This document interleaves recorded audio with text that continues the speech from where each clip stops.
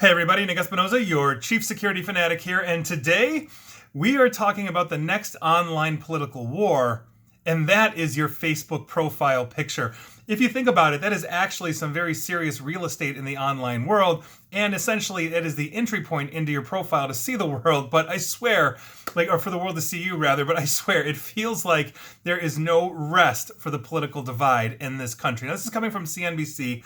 I found this to be absolutely just rather interesting, and I've got some thoughts on this. But despite a policy banning anti-vaccine messaging on its platform, basically as of today, Friday, this afternoon, Facebook continued to host profile picture borders that allowed users to promote anti-vaccine opinions, obviously going against their policies. After CNBC reached out for comment, such as a frame going around the picture, claiming, quote, "My immune system works better than thee," followed by a graphic of a syringe, a Facebook spokesperson did confirm that the image violated their policies and it was removed. However, CNBC was able to quickly find at least a dozen other examples of profile picture frames that touted similar messages or at least towed the line of Facebook's policy. Now, a spokesperson did say that Facebook is working to remove variations of the message from its frame options, which appear on top of users' profile pictures. Hours after CNBC's initial outreach, many of those frames were still available for users to add to their profile. CNBC was able to identify several similar frames to the one removed by simply searching the word immune in Facebook's profile picture feature. And many included blatantly anti-vaccine messages like, quote, "I trust my immune system, not a shot," and F your COVID vaccine. Other frames identified by CNBC clearly advocated against vaccines, but did not explicitly use the word vaccine or shots. One example of a frame that didn't explicitly mention the vaccine said, and I quote, "I have an immune system, hashtag medical freedom, accompanied by my body, my choice." Another one included the message, "I trust my immune system," with COVID-19 survivor and my DNA, my choice, which appears to be a reference to basically the claim that by anti-vaccine advocates that shots can alter a person's DNA. Medical science has proven consistently that is not true, even with mRNA, which has been actually in use in cancer patients for years. Now, some include emojis of syringes, but no written language about the vaccine. For example, one frame identified contained crossed out images of syringes and the words, "I have an immune system." Now, Facebook did not immediately respond to a question about whether the use of emojis could enable a frame to evade being identified by its system as violating its policies in this manner. It also did not immediately provide details about how long the frames had been active and how many users had basically added them to their profile picture or at least viewed them. The spokesperson for Facebook noted, though, however, that pro-vaccine frames have gained a lot of traction on Facebook as well. Now, throughout the pandemic, Facebook and other social media companies, as you know, as I've been talking about it for quite some time, have adopted policies on cracking down on misinformation about both the virus and the vaccine.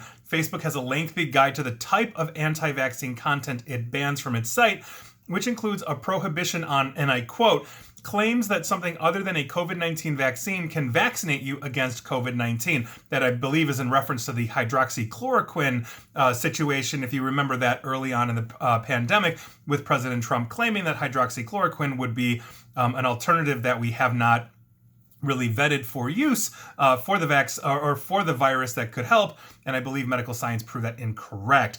Also, and I quote, "promoting alternative treatments or natural immunity, celebrating those who refuse vaccination, and encouraging vaccine refusals without citing medical rationales or guidance."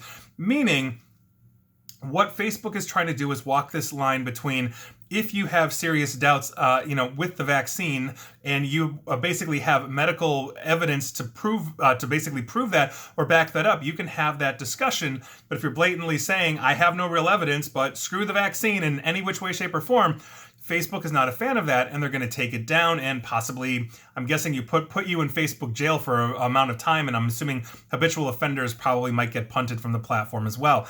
Now, I am not here to adjudicate a pro-vaccine or anti-vaccine. Everybody's going to make their own choice in life. I have my own opinion on that. My point here is this.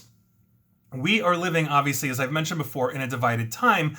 And when we are looking at platforms that allow us to, let's say, freely or usually freely put out information, this is the kind of thing that helps deepen that political divide. Because if I'm just searching, let's say, for that long lost friend, and I come up and I see that friend, and that friend has basically like a frame around their picture, and it says like, I choose not to vaccinate, or I choose to vaccinate, whatever it says, this is what we're talking about here. This is essentially slapping a bumper sticker on the back of your car online and letting the world know what you think, good, bad, or ugly. And I think that's something that we really need to address. We have a lack of decorum online. I think it's in part due to anonymity. It's in part due to not being face-to-face with somebody that might potentially punch you if you vehemently disagree with that person, that stringently. And so I think as we are looking at this, whatever your beliefs are, and like I said, I really don't care what your beliefs are, I think we have to understand that it's all of these little things. It's death by 1,000 cuts as we add frames or imagery or post things that slowly add up to basically drive a wedge, not just between society, but between us and our relatives, us and our friends, us and our Facebook friends, that might be acquaintances from high school or wherever it is. This is a very serious thing that we are dealing with here, and I don't necessarily have an answer for you beyond the fact that you've got this debate raging on, and studies have shown that the vast majority of Americans and the vast majority of the planet actually think the vaccine is a good thing. The anti-vaccination movement is a much smaller percentage of the overall population. And I think that's something that we have to take into account. At the same token, it's not like we're trying to trample on anybody's rights here. This is a very fine line, where you have freedom of speech, freedom of expression, but what is the intent behind it? So I'm very curious to see what happens here. Like I said, I'm not advocating for any side in this. These are simply the facts. This is simply going against Facebook's policies. And I think it's an important thing to mention because the next big thing here in the political divide, as we've seen online wars rage on in Twitter, now there's Parler, the smaller social media where, a lot of people on the right have moved to, basically shunning these other platforms as well. So how do we come together? How do we look at that and say we can have an honest discussion about pro or anti-vaccination, but let's do it based on logic. Let's do it based on the data. Let's do it based on science.